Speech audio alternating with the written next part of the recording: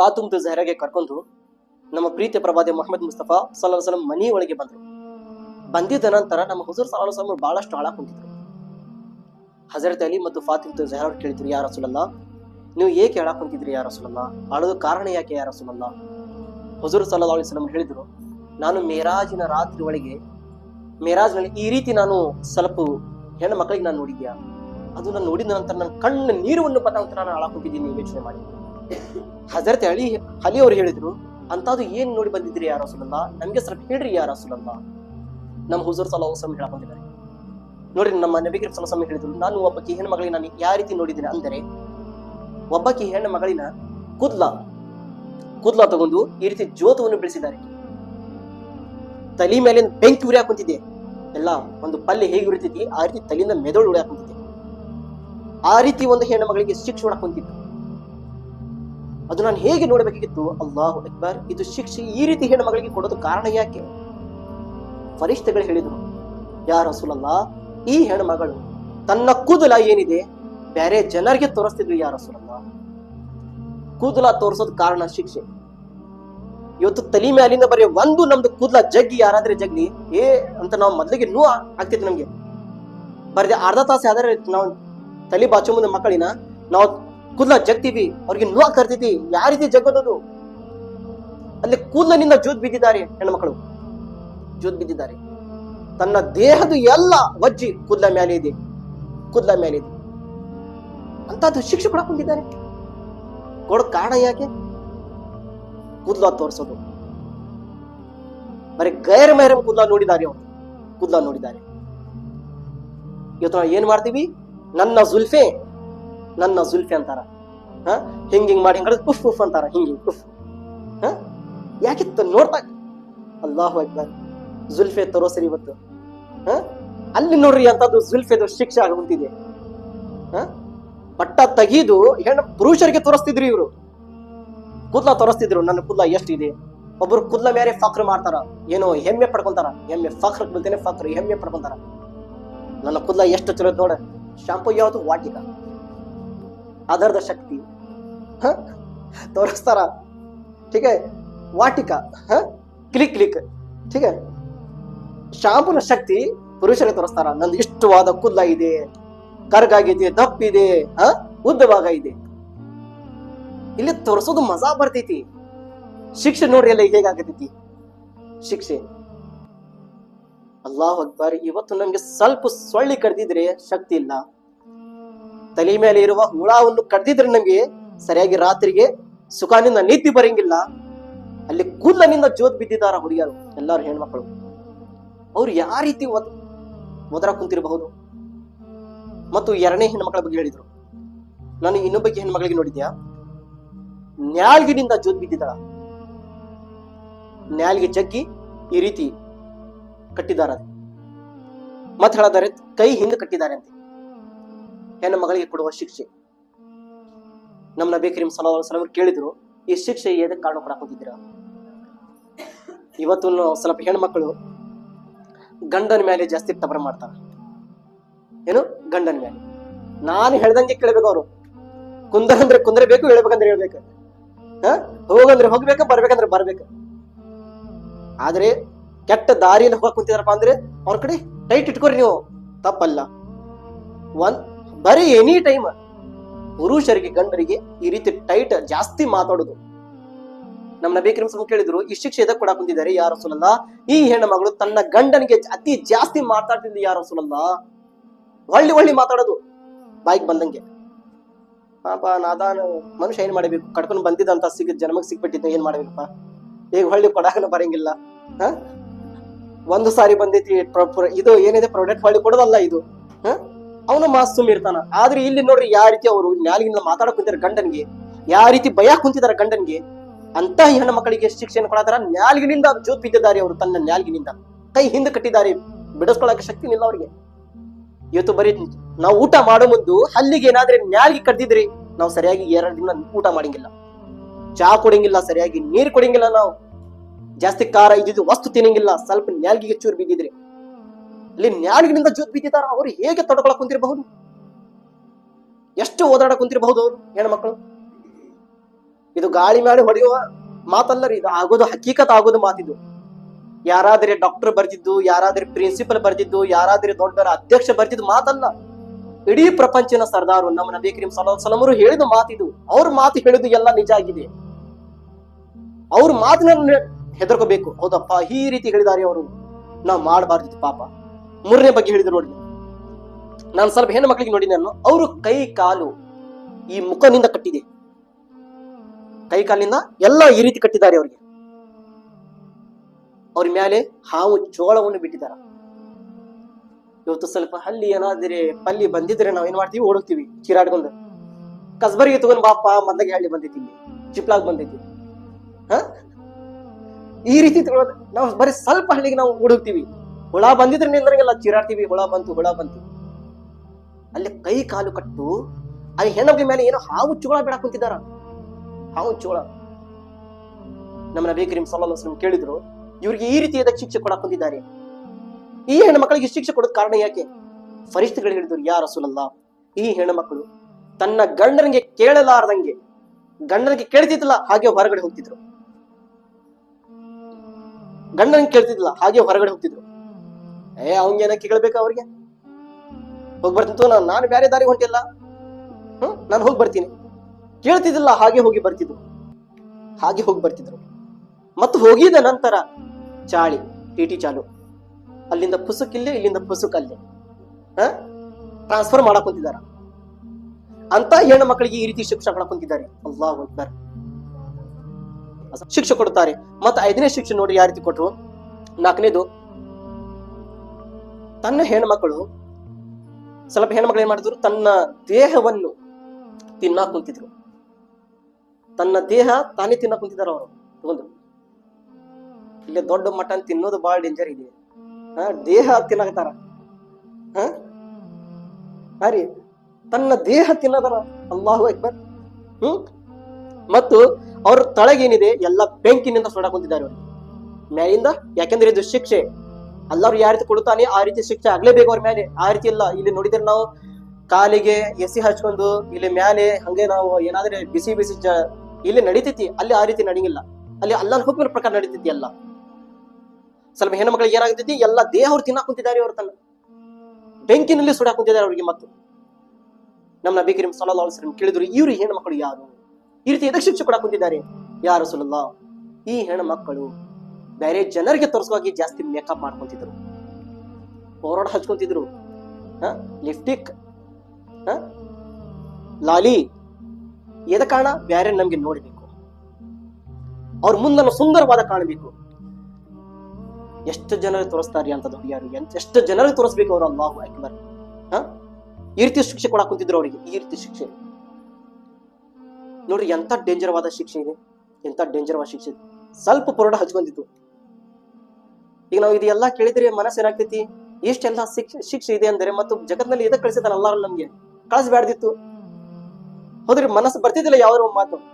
ನಮಾಜ್ ಬಿಟ್ಟಿದ್ರೆ ಶಿಕ್ಷೆ ಐತಿ, ಸುಳ್ಳು ಹೇಳಿದ್ರೆ ಶಿಕ್ಷೆ ಐತಿ, ಚಾಳಿ ಹೇಳಿದ್ರೆ ಶಿಕ್ಷೆ ಐತಿ, ಯಾರಾದ್ರೂ ನೋಡಿ ಹೊಟ್ಟಿ ಕಿಚ್ಚು ಪಡ್ಕೊಂಡಿದ್ರೆ ಶಿಕ್ಷೆ ಐತಿ, ಜಾಸ್ತಿ ಕೂದಲ ತೋರಿಸಿದ್ರೆ ಶಿಕ್ಷೆ ಐತಿ. ಮತ್ತೆ ಎದಕ್ಕೆ ಕಳಿಸ್ಬೇಕಾಗಿತ್ತು? ಅಲ್ಲಾಹ್ ರಬ್ಬುಲ್ ಇಜ್ಜತ್ ನಮ್ಗೆ ಕಳಿಸ್ಬ್ಯಾಡ್ದಿತ್ತು. ಕಳಿಸಿದ್ದಾನೆ ಏಕೆ? ವಮಾ ಖಲಕ್ತುಲ್ ಜಿನ್ನ ವಲ್ ಇನ್ಸ ಇಲ್ಲಾ ಲಿಯಅಬುದೂನ್. ನನ್ನ ಭಕ್ತದಿಗಳಿಗೆ ನಾನು ನನ್ನ ಪ್ರಾರ್ಥನೆಗಾಗಿ ನಾನು ಕಳಿಸಿದ್ದೇನೆ, ಮಜಾ ಮಾಡಕ್ಕೆ ಅಲ್ಲ.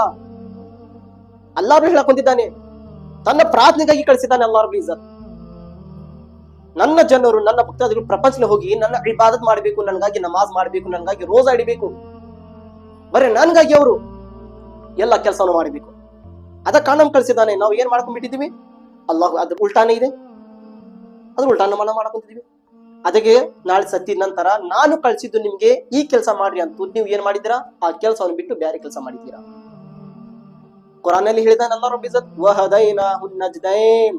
ನಾನು 2 ದಾರಿ ನಿಮ್ಗೆ ತೋರಿಸ್ಬಿಟ್ಟಿದ್ದೇನೆ ಮುಂಚೆನೆ. ಒಳ್ಳೆದು ಯಾವುದು, ಕೆಟ್ಟದು ಯಾವುದು ನಿಮ್ಗೆ ಎಲ್ಲ ಗೊತ್ತಿದೆ. ಅಲಂ ನಜಅಲ್ ವಹದೈನಾಹುನ್ ನಜ್ದೈನ್ ಅಲಂ ನಜಅಲ್ ಲಹು ಐನೈನ್. ಮತ್ತು ನಾನು ನಿಮ್ಗೆ 2 ಕಣ್ಣುಗಳನ್ನು ಕೊಟ್ಟಿದ್ದೇನೆ, ಇದರ ಮೇಲೆ ತಿಳ್ಕೋಬೇಕು. ಹೌದಪ್ಪ, ಇದು ನೋಡಿದ್ರೆ ಇದು ಕಂಟಿ ನಮ್ಗೆ ಮುಳ್ಳು ಚುಸ್ತೈತೆ ನಿಮ್ಗೆ ಗೊತ್ತಿದೆ. ಅದೇ ರೀತಿ ನಾವು ಒಂದು ದಾರಿ ನೋಡಿದಂತ ಇದು ಕೆಟ್ಟ ದಾರಿ, ನಾವು ಈ ದಾರಿ ಒಳಗೆ ಹೋಗ್ಬಾರ್ದು, ಒಳ್ಳೆ ದಾರಿ ನೋಡಬೇಕು, ಹೋಗ್ಬೇಕು. ಎದರಿಂದ? ಅಲಂ ನಜಅಲ್ ಲಹು ಐನೈನ್, ಕಣ್ಣಿನಿಂದ. ಮತ್ ನಾಲ್ಗೆ ಕೊಟ್ಟಿದ್ದೇನೆ, ವಲಿಸಾನು ವಶಫತೈನ್, ನಾಲ್ಗಿನ ಕೊಟ್ಟಿದ್ದೇನೆ ನಿಮ್ಗೆ. ವಹದೈನಾಹು ನಜ್ದೈನ್, ಮತ್ತು ಎರಡು ದಾರಿ ಒಂದು ತೋರಿಸಿದ್ದೇನೆ. ಯಾವುದು ಕೆಟ್ಟಿದೆ, ಯಾವುದು ಒಳ್ಳೇದಿದೆ, ನೀವು ವಿಚಾರಣೆ ಮಾಡ್ಕೊಂಡು ನೀವು ನಡ್ಕೊಂಡು ಹೋಗ್ಬೇಕು. ಇದು ಅಲ್ಲಾಹ್ ಬಿ ತನ್ನ ಭಕ್ತರಿಗೆ ಹೇಳಕೊಂಡಿದ್ದಾನೆ. ಅಲ್ಲೇ ಹೋಗಿದ ನಂತರ ಇದು ನಡೆಯಂಗಿಲ್ಲ, ನಮ್ಗೆ ಗೊತ್ತಿದ್ದಿಲ್ಲ, ನಮ್ಗೆ ಹೇಳಿಲ್ಲ, ನಮ್ಮ ತಾಯಿ ತಂದೆಯರು ಕಳ್ಸಿಲ್ಲ, ನಮ್ಗೆ ಹೇಳಿಕೊಟ್ಟಿಲ್ಲ ತಾಯಿ ತಂದೆಯರು. ಮೊದಲೇ ಶಿಕ್ಷೆ ಆಗೋದು ತಾಯಿ ತಂದೆಗೆ, ಮೊದಲೇ ಶಿಕ್ಷೆ ತಾಯಿ ತಂದೆ. ಯಾಕಂದ್ರೆ ಎಲ್ಲಾರು ಮಕ್ಕಳು, ಎಲ್ಲಾರು ಮಗಳು ಏನ್ ಮಾಡ್ತಾರ, ಅಲ್ಲಿನ ನಾವು ತಪ್ಪಿಸ್ಕೋಬೇಕು, ನರಕನಿಂದ ನಾವು ದೂರ ಆಗ್ಬೇಕು, ಮತ್ತೆ ಸ್ವರ್ಗ ಹೋಗಿ ಎಲ್ಲಾರ್ದು ಇಚ್ಛೆ ಇರ್ತಿತ್ತು.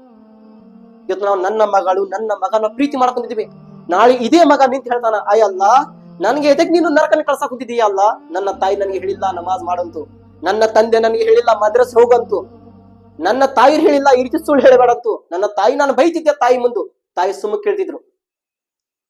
ಮಗ ಡಿಜೆಲಿ ಕುಣಿದ್ ಬರಾಕ್ ಕುಂತಿದ್ದಾನ, ನನ್ನ ತಾಯಿ ಖುಷಿ ಪಡ್ ನನ್ನ ಮಗ ಕುಣಿದ್ ಬಂದಾನ ಇವತ್ತು, ನನ್ನ ತಾಯಿ ನನಗೆ ಹೇಳಿಲ್ಲ ಅಯ್ಯ ಅಲ್ಲ. ಮಗಳು ಹೇಳ್ತಾಳಂತೆ ಅಲ್ಲನ ಬಾರಲ್ಲಿ ನನ್ಗೆ ಶಿಕ್ಷೆ ಕೊಡಬೇಡ, ನನ್ನ ತಾಯಿ ತಂದೆ ಕೊಡು ಅಲ್ಲ.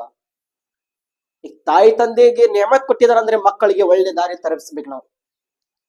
ಇಲ್ಲಾಂದ್ರೆ ನೀವು ಅರ್ಧ ಶಾಪ ಶಿಕ್ಷೆ ನೀವು ತಗೊಂತೀರ, ಎಲ್ಲಾರು ತಾಯಿ ತಂದೆರು ತಗೊಂತಾರ. ಅಲ್ಲಿ ತಾಯಿ ತಂದೆರು ತಲೆಗೆ ಕೈ ಹಿಡ್ಕೊಂಡು ಅಲ್ಲ, ಮಕ್ಕಳಿಗೆ ಒಳ್ಳೆ ದಾರಿ ನಾವು ತರಿಸಬೇಕಾಗಿತ್ತು, ನಾವು ಮಕ್ಕಳಿಗೆ ಕೆಟ್ಟ ದಾರಿ ತಗೊಂಡು ಹೋಗ್ಬಿಟ್ಟಿದೀವಿ. ಅಲ್ಲಿ ಅಫ್ಸೋಸ್ ಮಾಡ್ತಾರ ತಾಯಿ ತಂದೆರು, ಅಫ್ಸೋಸ್ ಮಾಡ್ತಾರ, ಅಲ್ಲಿ ಅಫ್ಸೋಸ್ ಮಾಡ್ತಾರ. ಇದು ಎಂತ ಹೆಣ್ಮಕ್ಳಿಗೆ ಎಲ್ಲಾರು ಏನ್ ಮಾಡಿದ್ರು, ಮಜಾ ಮಾಡಿದ್ರು, ಬ್ಯಾರೆಗೆ ಮೇಕಪ್ ಮಾಡಿ ತೋರಿಸಿದ್ರು, ಆ ಹೆಣ್ಮಕ್ಳಿಗೆ ಈ ರೀತಿ ಶಿಕ್ಷೆ ಕೊಡಕೊಂತಿದ್ರು. ಮೂರನೇದು, ಸ್ವಲ್ಪ ಹೆಣ್ಣು ಮಕ್ಕಳಿಗೆ ನರಕದ ಬೆಂಕಿನ ಕತ್ರಿನಿಂದ ಚರ್ಮವನ್ನು ಸುಲಿಯಾಕೊಂತಿದ್ರು. ಏನು, ನರಕದ ಬೆಂಕಿ ತಗೊಂಡು ಚರ್ಮವನ್ನು ಸುಲಿಯಾಕೊಂತಿದ್ರು. ಇವತ್ತಿನ ಹೆಣ್ಣು ಮಕ್ಕಳಿಗೆ, ಹುಡುಗಿಯರಿಗೆ ಬರೇ ಡಾಕ್ಟರಿನ ಸೂಜಿ ಚುಚ್ಚಿದ್ರೆ ಹೆದರಿಕೆ. ಸೂಜಿದವರು ಮನೆಯಲ್ಲಿ ಇರೋದು ಒಂದು ಸೂಜಿ, ಯಾವುದು, ಸೊಳ್ಳಿ. ಅದೇ ಕಚ್ಚಿದ್ರೆ ನಮ್ಗೆ ಶಾಂತಿ ಸಿಗಂಗಿಲ್ಲ. ಎಷ್ಟು ಸೊಳ್ಳೆ ಅದಾವಪ್ಪ, ನಾವು ಹೇಗೆ ತಡ್ಕೋಬೇಕು, ಇಷ್ಟು ಕಡಾಕತ್ತೈತಿ ನಮ್ಗೆ. ಅಲ್ಲಿ ಕತ್ರಿ, ಯಾವುದು, ನರಕದ ಕತ್ರಿ ತಗೊಂಡು ತೆಗಾಗುತ್ತಾರೆ ಚರ್ಮ. ಅಲ್ಲಾಹು ಅಕ್ಬರ್. ಕಾರಣ ಯಾಕೆ? ಅದೇ ಶಿಕ್ಷೆ. ಜೀನತ್ ಮಾಡ್ತಿದ್ರು, ಜೀನತ್. ನಮ್ಗೆ ನೋಡ್ಬೇಕು ಅವರು, ನಮ್ಗೆ ನೋಡ್ಬೇಕು ಅವರು, ನಾನು ಸುಂದರವಾದ ಕಾಣಬೇಕು, ನಾನು ಸೌಂದರ್ಯ ಕಾಣಬೇಕು. ನಾನು ಬಹಳಷ್ಟು ಮನೆಯೊಳಗೆ ನಾನು ನೋಡಿದ್ದೇನೆ, ಕೇಳಿದ್ದೇನೆ. ಅಲ್ಲವ್ರಿಗೆ ಹಿದಾಯತ್ ಕೊಳ್ಳಿ, ಮಗಳು ಏನಾದ್ರೆ ಜಾಸ್ತಿ ನಕಾಬ್ ಹಾಕೊಂಡಿದ್ರೆ, ಇಸ್ಕಾಪ್ ಹಾಕೊಂಡಿದ್ರೆ, ಪಟ್ಟ ಮಾಡ್ದಿದ್ರೆ, ಅಜ್ಜಿಯರು ಬಡಿಮ ಚಿಚಾಣಿ ಮಾಡಿ ಏನ್ ಹೇಳ್ತಾರ, ತಲೆ ಒಳಗೆ ಏನದು ಮಿಷಾ ಜುವಾ ಕ್ಯಾ ಬೋಲ್ತೆ, ಹೇಳ ಕ್ಯಾ ಏನ, ठीक है अल्लाह जो भी हो कन्नड़ी हो जो हाँ जी ಅದಾಗ್ತೈತಿ ತೆಗಿ ಅಂತಾರ. ಮತ್ತು ಸ್ವಲ್ಪ ಹೆಣ್ಮಕ್ಳು ಏನಂತಾರ, ನಮ್ಗೆ ಗೊತ್ತಿತ್ತು, ನಮ್ಮ ಮನಸ್ಸು ಬಾಳು ಚಲೋ ಇದೆ, ನಮ್ಮ ನಿಯತು ಚಲೋ ಇದೆ. ಅಲ್ಲಾಹು ಅಕ್ಬರ್. ಏನಂತಾರ, ಈ ದೇಹ ಎಲ್ಲ ಫ್ಯಾಷನ್ ನಲ್ಲಿ ಇದೆ, ಆದ್ರೆ ಹೃದಯ ಏನಂತಾರ, ನಮ್ಮ ಹೃದಯ ನಿಯತು ನಮ್ಮ ಚಲೋ ಇದೆ ಅಮ್ಮ, ನಾವು ನಾನೇ ಕೆಟ್ಟ ಮಾತಾಡಂಗಿಲ್ಲ, ನಮ್ದು ಚಲೋ ಇದ್ರೆ ಸಾಕು ಅಲ್ಲಾನ ಕಡೆ. ಅಲ್ಲಾಹು ಅಕ್ಬರ್. ಇದನ್ನೇ ಚಲೋ ಇದೆ ಅಂದರೆ ಇದು ಹೋಗ್ತೈತಿ ಅಲ್ಲೇ, ಮತ್ತೆ ಇದೀ ಎಲ್ಲಿ ಹೋಗ್ತೈತಿ, ಕಬ್ರಿನ ಒಳಗೆ, ಮಣ್ಣಿನ ಒಳಗೆ ಹೋಗ್ತೈತಿ. ಮತ್ತೆ ಇದೀಗ ಅಲ್ಲೇ ಪ್ಲಾಸ್ಟಿಕ್ ಏನಾದ್ರೆ ಬಾಕ್ಸ್ ತರ್ತೀರ ಅಲ್ಲಿ ಇಡಾಕ, ಮತ್ತೆ ಹುಳ ಬೆಳಿಬಾರ್ದಂತ ಶಿಕ್ಷೆ ಆಗ್ಲೇಬೇಕು. ಆದ್ರೆ ಅಂತದ್ ಹೆಣ್ಮಕ್ಳು ನಾನು ಒಂದು ಪ್ರಶ್ನೆ ಕೇಳ್ತೀನಿ, ನಿಮ್ಮ ನಿಯತ್ ಚಲೋ ಇದೆ ಅಂತ ನೀವು ಹೇಳ್ತೀರಾ, ಇನ್ನು ಫಾತಿಮತ್ತು ಜಹರಾನ್ ನಿಯತ್ಗಿಂತ ನಿಮ್ಮ ನಿಯತ್ ಚಲೋ ಇದೆ? ಹಜರತೆ ಖುತಿಯ ಜೊತೆ ಕುಬ್ರಾ ನಿಯತ್ಗಿಂತ ನಿಮ್ಮ ನಿಯತ್ ಚಲೋ ಇದೆ? ಹಜರತೆ ಫಾತಿಮತ್ತು ಜಹರಾನ್ ದೃಷ್ಟಿಗಿಂತ ನಿಮ್ಮ ದೃಷ್ಟಿ ಅಷ್ಟು ಚಲೋ ಇದೆ? ಆ ಹೆಣ್ಮಕ್ಳನ್ನ ಪ್ರಶ್ನೆ ಮಾಡಕ್ ಕೂತಿದ್ದೇನೆ. ಏನಂತಾರಲ್ಲ, ನಮ್ಮ ದೃಷ್ಟಿ ಚಲೋ ಐತೆಪ್ಪ, ನಮ್ಮ ಮನಸ್ಸು ಚಲೋ ಇದ್ರೆ ಸಾಕು, ಬ್ಯಾರೆ ಏನಾದ್ರೂ ಹೇಳಿ. ಆ ರೀತಿ ಎಲ್ಲ ಈ ರೀತಿ ಎಲ್ಲರಿಗೆ ಅಂತದು ಜನರಿಗೆ ಶಿಕ್ಷೆ ಆಗುತ್ತಿತ್ತು. ಅದಕ್ಕೆ ನಾವು ನಮ್ಮ ಮಕ್ಕಳಿಗೆ ಹೇಳಬೇಕು, ಈ ರೀತಿ ಶಿಕ್ಷಣ, ಈ ರೀತಿ ಫ್ಯಾಷನ್, ಈ ರೀತಿ ಬೇಪರ್ದಾವನ್ನು ಆಗಬಾರ್ದು. ಇಲ್ಲಿ ತನಕ ಹೇಳಿದ್ದಾರೆ. ಸ್ವಲ್ಪ ಏನಪ್ಪಾ ನಿಮ್ ಕಡೆ ಹೆಣ್ಮಕ್ಕಳಿಗೆ ಕಾರಿನ ಒಳಗೆ ಚೈನ್ ಅಂತಾರಣ, ಘುಂಗ್ರು, ಚೈನ್, ಪಾಯಲ್. ಇವತ್ತು ಎಂತದ್ ಹಾಕೊಂತಾರಪ್ಪ ಅಂದ್ರೆ ಛನ್ ಛನ್, ಏನು ಛನ್ ಛನ್ ಧ್ವನಿ ಬರಬೇಕು. ಅದು ನಮ್ಮ ಇಸ್ಲಾಂನಲ್ಲಿ ಜಾಯಿಜ್ ಇದೆ, ಆ ರೀತಿ ಹಾಕೊಳ್ಬಾರ್ದು. ಆ ರೀತಿ ನಾವು ಚೈನ್ ಪಾಯಲವನ್ನು ಕಾಲಿನೊಳಗೆ ನಾವು ಹಾಕಬಾರ್ದು. ಏಕೆಂದ್ರೆ ಒಂದು ಹೆಣ್ಣು ಮಗಳಿಗೆ ಹೇಗಿರ್ಬೇಕಂದ್ರೆ, ದಾರಿಯಿಂದ ಹೋಗಿದ್ರೇನೆ ಒಳ್ಳೆ ಕುಂತವ್ರಿಗೆ ಯಾನೇ ಸಮೀಪ ಯಾರಾದ್ರೆ ಒಂದು 50 ಯಾನೇ 10 ಹೆಜ್ಜೆ ಒಂದು ಸಮೀಪ ಪುರುಷನ ಕೂತಿದ್ದಾನಪ್ಪ, ಇಲ್ಲಿಂದ ಹೋಗಿದಾರ ಅನ್ನೋದು ಅವ್ನು ಗೊತ್ತಾಗ್ಬಾರ್ದು. ಆ ರೀತಿ ಹೋಗಿ ಬರೋದು ರೂಢಿ ಇರಬೇಕು ಹೆಣ್ಣು ಮಗಳಿಗೆ. ಒಳಗೆ ಇವತ್ತು ಏನ್ ಮಾಡಿದ್ವಿ, ಛನ್ ಛುನ್ ಛನ್ ಛುನ್ ಛನ್ ಛುನ್. ಅವ್ರಿಗೆ ಹಿಂಗ್ ಬಂದ್ರೆ ಅದನ್ನ ಗೊತ್ತಾಗ್ಬಿಡಪ್ಪ, ಇವರು ಬಂದಾರ. ಒಂದು ಗೈರ್ ಮೆಹರಂಗೆ ನಾವು ಸೂಚನೆ ಕೊಡಕ್ ಕುಂತಿದ್ದೀವಿ, ನಾನು ಬರಾಕುತ್ತೀನಿ ಅನ್ನೋದು ಸೂಚನೆ ಕೊಡೋದಂದ್ರೆ ಎಷ್ಟು ನಿಮ್ಗೆ ಕಾನೂನಿದೆ ನಿಮ್ಮ ಮೇಲೆ. ಕಾರಣ ಯಾಕೆ? ಅಲ್ಲಿ ಸುಖವಾಗಿ ಇರ್ಬೇಕಂತ, ಸುಖವಾಗಿ ಇರ್ಬೇಕು, ಅಲ್ಲಿ ಚಲೋ ರೀತಿ ಇರ್ಬೇಕು ನೀವೆಲ್ಲರೂ. ಒಂದು ಹೆಣ್ಮಕ್ಳೇನು ಅಲ್ಲಾಹನ ರಬ್ಬುಲ್ ಇಜ್ಜತಿನ ನೇಮತು ರೌನಕ್ ಮನಿದು ರೌನಕ್ ಇದು. ನೀವು ಇದಕ್ಕೆ ಪರ್ದಾ ಮಾಡಿ ಇರ್ತೀರ, ಅಷ್ಟು ಅಲ್ಲಾಹನ ಬಾರಿ ಇರ್ತೀರ. ಹಶ್ರ ಮೈದಾನ ಇಲ್ಲಿ ತನಕ ಬಂದಿದೆ. ಸ್ವಲ್ಪ ಹೆಣ್ಣು ಮಕ್ಕಳು ಹಶ್ರ ಮೈದಾನಲ್ಲಿ ಎಲ್ಲ ಬಟ್ಟೆ ಇರಲಾರ್ದಂಗೆ ನಿಂದಿರ್ತಾರಂತೆ. ದೇಹ ಮೇಲೆ ಏನು ಬಟ್ಟೆ ಇರಂಗಿಲ್ಲ, ಹಾಗೆ ನಿಂದಿರ್ತಾರ. ಶರಮ್ಗ ಈ ರೀತಿ ಮುಚ್ಕೊಂಡು ನಿಂದಿರ್ತಾರ. ಅಯ್ಯ ಅಲ್ಲಾ ನಮ್ಗೆ ನಾಚಿಕೆ ಬರಾಯ್ತಿದ್ಯ ಎಲ್ಲ ಬಟ್ಟೆಗಳು, ಇಡೀ ಬಟ್ಟೆ ತೆಗಿತಾರಂತೆ.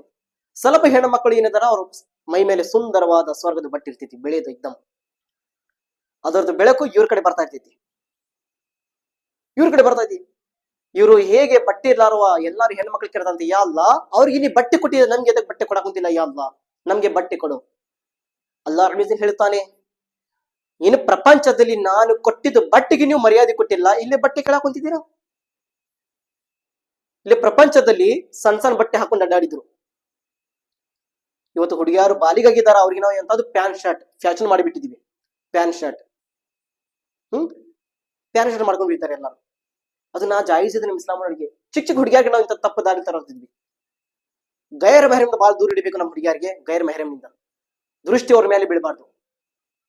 ಜಾಸ್ತಿ ಯಾವ್ದಪ್ಪ ಅಂದ್ರೆ ತಲೆ ಮೇಲೆ ಪಟ್ಟ ಇರಬೇಕು, ಒಂದು ದೇಹ ಮೇಲೆ ಪಟ್ಟ ಇರಬೇಕು. ಇದು ಎರಡು ಬಹಳ ಆಪ್ಷನ್ ಇದೆ. ಯಾರಾದ್ರೆ ಆಗ್ಲಿ ತಲೆ ಮೇಲೆ ಪಟ್ಟಲ್ಲ ಹೊರಗೆ ಹೋಗಾಕ್ ಹೋಗ್ಬೇಡ್ರಿ ದಯವಿಟ್ಟು.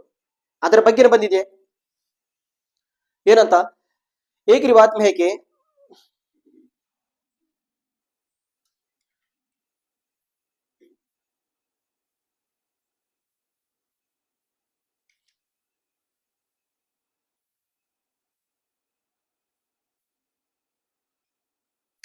ಹೇಗೆ ಹೆಣ್ಣುಮಗಳು ಮನೆಯಿಂದ ಹೊರಗಡೆ ಬರ್ತಾಳ, ಬಂದಿದ ನಂತರ ಮೊದ್ಲೇ ದೃಷ್ಟಿ ದೇವನ್ ಬೀಳ್ತೈತಂತೆ.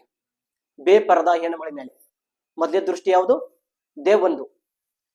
ಇವತ್ತು ದರ್ಗಾನಲ್ಲಿ ಮಜಾರ್ ಶರೀಫ್ನಲ್ಲಿ ಹಂಗ ಬಿದ್ದಿತಾರ, ಬಿಡಿಸ್ರಿ ನಮ್ಗೆ ಬಿಡಿಸ್ರಿ. ಕಾರಣ ಯಾಕೆ? ಮೊದ್ಲಿಗೆ ಅವ್ರು ಓಡಾಕ್ ಕುಂತಿದ್ರು, ಅವ್ರಿಗೆ ನೀವು ಓಡಾಕ್ ಕೊಟ್ಟಿಲ್ಲ, ಮೈ ಮೇಲೆ ತಗೊಂಡ್ ಅಲ್ಲಿ ಬಿಡಿಸ್ರ ಅಂತ ಹೋಗಿದಾರ.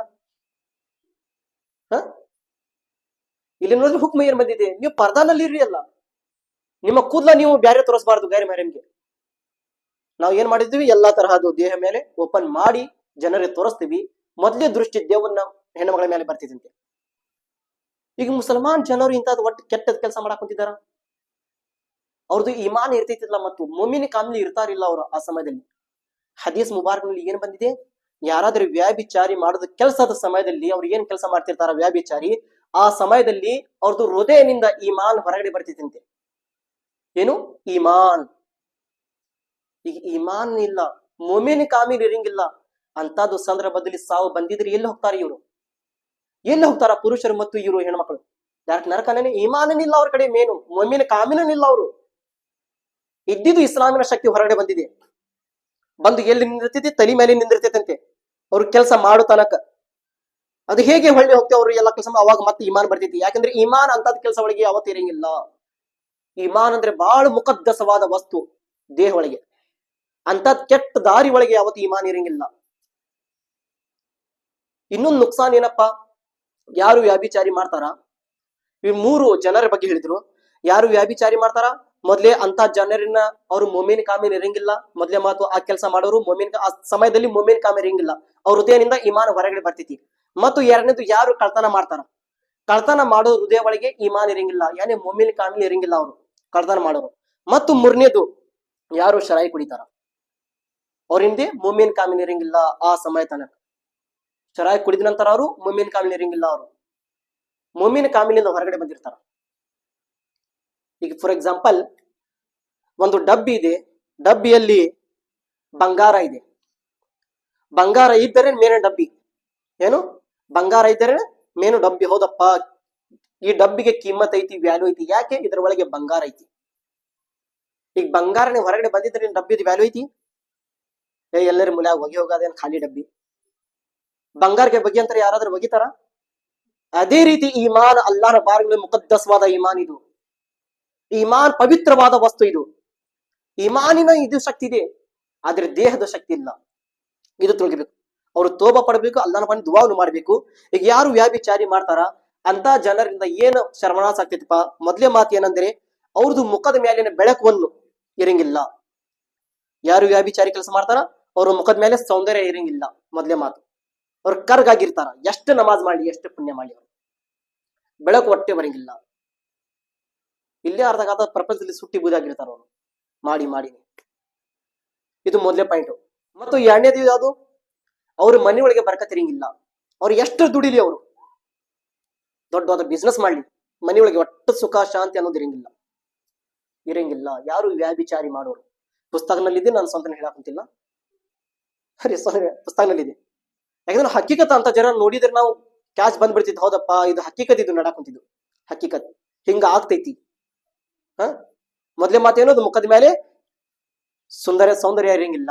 ಎರಡನೇದು ಮನೆಯೊಳಗೆ ಬರ್ಕತ್ ಇರಂಗಿಲ್ಲ. ಮೂರನೇದು ಏನಪ್ಪಾ ಅಂದ್ರೆ ಅವರು ಮನೆಯೊಳಗೆ ನೇಕ ಸ್ವಾಲಿಹ್ ಯಾನೇ ಒಳ್ಳೆವಾದ ಮಕ್ಕಳು ಹುಟ್ಟಿ ಬರಂಗಿಲ್ಲ.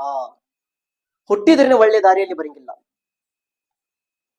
ನೋಡ್ರಿ ಎಂತಾದ್ರು ಶಿಕ್ಷೆ, ಬರೀ ಒಬ್ರು ಮಾಡಿದ ಕಾರಣ ಎಲ್ಲರಿಗೂ ಶಿಕ್ಷೆ ಆಗಿದೆ. ಮತ್ತು ವ್ಯಾಭಿಚಾರಿ ಮಾಡೋರಿಗೆ ಶಿಕ್ಷೆ ಎಂತಾದ್ರು ಇಸ್ಲಾಂನಲ್ಲಿ, ಇವತ್ತು ಇಸ್ಲಾಮಿನ ಕಾನೂನಲ್ಲ ಇವತ್ತು, ಹೀಗೆ. ಆದ್ರೆ ಜನರಿಗೆ ಇದು ಇಸ್ಲಾಂನಲ್ಲಿ ಕಾನೂನು ಇದಕ್ಕೆ ಮಾಡಿದಾರ, ಯಾಕೆಂದ್ರೆ ಮುಂದೆ ಬರುವ ಜನರು ಈ ರೀತಿ ಮಾಡಬಾರ್ದು ಕೆಲಸ. ಇನ್ನೂ ಮದ್ವೆ ಆಗಿಲ್ಲ ಅಂತಾದ್ ಹುಡುಗಿ ಹುಡುಗ ಏನಾದ್ರೆ ವ್ಯಾಭಿಚಾರಿದ ಕೆಲಸ ಮಾಡಿದಾರಪ್ಪ ಅಂದ್ರೆ ಅವ್ರಿಗೆ ಶರೀಯತ್ನಲ್ಲಿ ಶಿಕ್ಷೆ ಏನಿದೆ, 100 ಸಾರಿ ಚರ್ಮದ ಬೆಲ್ಟ್ ತಗೊಂಡು ಹೊಡಿಬೇಕು ಅವ್ರಿಗೆ. ಮದ್ವೆ ಆಗೋದು ಮುಂಚೆ ಯಾರು ವ್ಯಾಭಿಚಾರಿ ಕೆಲಸ ಮಾಡ್ತಾರ, ಹುಡುಗಿಗೆ ಹೊಡಿಬೇಕು, ಹುಡುಗನಿಗೆ ಹೊಡಿಬೇಕು. ಎಷ್ಟು ಸಾರಿ? 100 ಸಾರಿ. ನಿಧಾನವಾಗಿ ಅಲ್ಲ, ಎಕ್ದಮ್ ಜೋರಾಗಿ ಹೊಡಿಬೇಕು. ಇದು ಮಾಂಸ ಏನಿದೆ, ಮಾಂಸದ ಮೇಲೆ ಬೀಳ್ಬೇಕು, ಹೊಡೆತ ನೋವಾಗ್ಬೇಕು, ಆ ರೀತಿ ಹೊಡಿಬೇಕಂತೆ. ಇದು ಇಸ್ಲಾಮಿಕ್ ಕಾನೂನು, ಇದು ಇಸ್ಲಾಮಿನ ಶರಿಯತ್. ಇದು ವ್ಯಾಭಿಚಾರಿ ಮಾಡಿರೋ ಜನರಿಗೆ ಈ ರೀತಿ ಶಿಕ್ಷೆ ಇದೆ. ಮತ್ತು ಮದ್ವೆ ಆಗಿದ್ದ ನಂತರ ಮಾಡಿದವರು ಜನರಿಗೆ ಅವ್ರಿಗೆ ಏನು ಶಿಕ್ಷೆ ಇದೆ? ಅವ್ರಿಗೆ ಸಂಗಸಾರ ಅಂದ್ರೆ ಒಂದು ದೊಡ್ಡ ಮೈದಾನದಲ್ಲಿ ಅವ್ರಿಗೆ ಕೈ ಕಾಲು ಕಟ್ಟಬೇಕು. ಕಟ್ಟಿದ ನಂತರ ಹಾಗೆ ಕುಂದರ್ಸ್ಬೇಕು. ಇಡೀ ಊರಿನ ಜನರು ಅವರು ಸಾಯ ತನಕ ಅವ್ರಿಗೆ ಕಲ್ತ್ಕೊಂಡು ಹೊಡಿಬೇಕು. ಮದ್ವೆ ಆಗಿದ್ದ ನಂತರ ಮಾಡಿದವರು ಹೆಂಡತಿ ಹಿಡ್ಕೊಂಡು ಬ್ಯಾರೆ ಹೆಂಡತಿಗೆ ಹೋಗಿ ವ್ಯಾಭಿಚಾರಿ ಮಾಡಿದವರು, ಆ ಹೆಣ್ಣ ಮಳೆಗೆ ತಗೋಬೇಕು, ಇವನಿಗೆ ತಗೋಬೇಕು. ಎಲ್ಲೇ ಮೈದಾನಲ್ಲಿ ಕೈ ಕಾಲು ಕಲ್ಲು ತಗೊಂಡು ಹೊಡಿಬೇಕು. ಇಸ್ಲಾಂನಲ್ಲಿ ಇದು ಕಾನೂನಿದೆ. ಇವತ್ತಿಗೆ ಇದು ಕಾನೂನು ಯಾಕಿಲ್ಲ ನೋಡಿದ್ರೆ ಎಷ್ಟು ಇದು ವೈರಸ್ ಬಹಳಷ್ಟು ಜನ ಒಳಗೆ ಬರಾಕುಂತೈತಿ. ಮತ್ತೆ ಯಾಕೆ ಇದು ಈ ರೀತಿ ಕೊಡೋದು? ಯಾಕೆಂದ್ರೆ ಹಿರಿಯರು ಸರಿಯಾಗಿಲ್ಲ. ಯಾವುದೇ ಊರಾಗಳಿಗೆ ಈ ರೀತಿ ಕೆಲಸ ಆಗುತ್ತಿತ್ತಪ್ಪ ಅಂದ್ರೆ ಮೊದಲಿಗೆ ದಾರಿಯಲ್ಲಿ ತಗೊಂಡು ಏನ್ ಶಿಕ್ಷೆ ಕೊಡ್ಬೇಕು ಅವ್ರು ಕೊಡ್ಬೇಕು ಅವ್ರಿಗೆ. ಯಾಕಂದ್ರೆ ಅವ್ರಿಗೆ ನೋಡಿ ಮತ್ತೆ ಬ್ಯಾರ್ಯಾರು ಆ ದಾರಿ ಒಳಗೆ ಬರಬಾರ್ದು, ಆ ಕೆಲಸ ಬ್ಯಾರ್ಯಾರು ಮಾಡಬಾರ್ದು. ಮಾಡದ ಮುಂಚೆ ಅವರು ಭಯ ಪಡ್ಕೋಬೇಕು, ಇಲ್ಲಪ್ಪ ನಮ್ಮ ಊರ ಒಳಗೆ ಈ ರೀತಿ ಶಿಕ್ಷೆ ಕೊಡ್ತಾರ, ಈ ರೀತಿ ಮಾಡಿದ್ರೆ. ಇವತ್ತು ಅಲ್ಲಾಹ್ ಅಕ್ಬರ್, ಎಷ್ಟು ಹೆಣ್ಣು ಮಕ್ಕಳಿಗೆ, ಎಷ್ಟು ಹುಡುಗಿಯರಿಗೆ ನೋಡಿದೀವಿ, ಯಾವ್ದು ಸಮಯ ಇಲ್ಲ, ಯಾವ್ದು ಟೈಮ್ ಇಲ್ಲ, ಎಲ್ಲಿ ನೋಡಿದ್ರೆ ಪಾಪ, ಬರೀ ಪಾಪ. ತಾಯಿ ತಂದೆಗೆ ಹೇಳಂಗಿಲ್ಲ. ತಾಯಿ ತಂದೆ ಏನ್ ಹೇಳ್ತಾರ? ನನ್ನ ಮಗಳು ಚಲೋ ಇದ್ದಾಳ, ನನ್ನ ಮಗ ಚಲೋ ಅದಾನ. ಇಲ್ಲಿ ನೋಡಿದ್ರೆ ಮಗ ಏನೇನು ಕೆಲಸ ಮಾಡಿ ಬರ್ತಾನ ಅಂತ ಜನರಿಗೆ ರೀತಿ ಶಿಕ್ಷೆ ಇದೆ. ಇದು ಇಸ್ಲಾಂನಲ್ಲಿ ಇತ್ತು. ಹೀಗೆ ಇದು ಲಾಸ್ಟ್ ವಾಕ್ಯ ಹೇಳಿ ನಾನು ಮುಕ್ತಾಯ ಮಾಡಿ ಪ್ರಯತ್ನ ಮಾಡ್ತೀನಿ. ಒಂದು ಸಾರಿ ಒಬ್ಬ ವ್ಯಕ್ತಿ ಏನ್ ಮಾಡಿದ ಅಂದರೆ,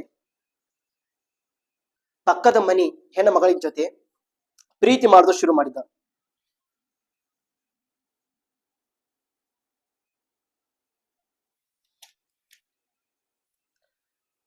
ಅವ್ರಿಗೆ ನೋಡೋದು, ಯಾಕೆಂದ್ರೆ ನಾನು ಮುಂಚೆ ಹೇಳಿದ್ದೇನೆ, ವ್ಯಾಭಿಚಾರಿ ಶುರು ಆಗೋದು ದೃಷ್ಟಿನಿಂದನೆ. ಆ ಹೆಣ್ಣು ಮಗಳು ಆ ಪುರುಷಗೆ ನೋಡ್ತಿದ್ಲು, ಆ ಪುರುಷ ಈ ಹೆಣ್ಣು ಮಗಳಿಗೆ ನೋಡ್ತಿದ್ದ. ಡೈಲಿ ನೋಡೋದು ಆಗ್ತಿತ್ತು ಇವ್ರದು. ಆಗಿದ ನಂತರ ಒಂದಿನ ಯಾಕೆಂದ್ರೆ ಮೊದ್ಲೇ ದೃಷ್ಟಿ ಇಚ್ಛೆ ಚಲೋನೇ ಇರ್ತೈತಿ. ಈಗ ಬರ್ತಾ ಹೇಗೆ ಕ್ಲೋಸ್ ಆಗ್ತಾರ, ಕೆಟ್ಟ ದಾರಿಯಲ್ಲಿ ಬರ್ತಾರ.